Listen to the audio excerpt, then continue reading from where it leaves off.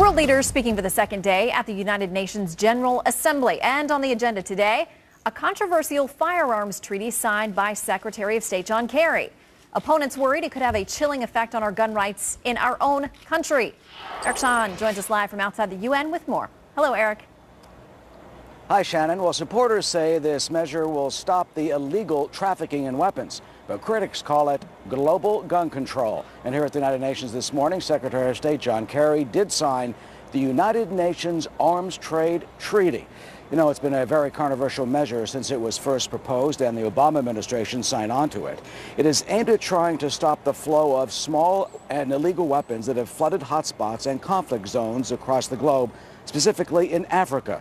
It calls for imposing national export controls on the trade of small arms and weapons.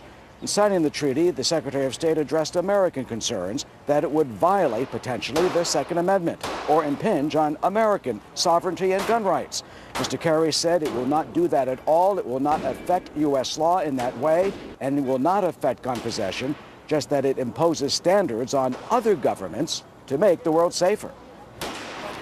This is about keeping weapons out of the hands of terrorists and rogue actors.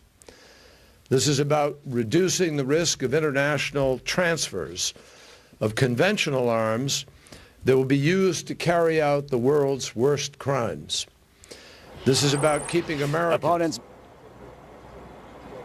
Opponents blasted. The NRA says, quote, the Obama administration is once again demonstrating its contempt for our fundamental individual right to keep and bear arms. This treaty threatens individual firearm ownership with an invasive registration scheme.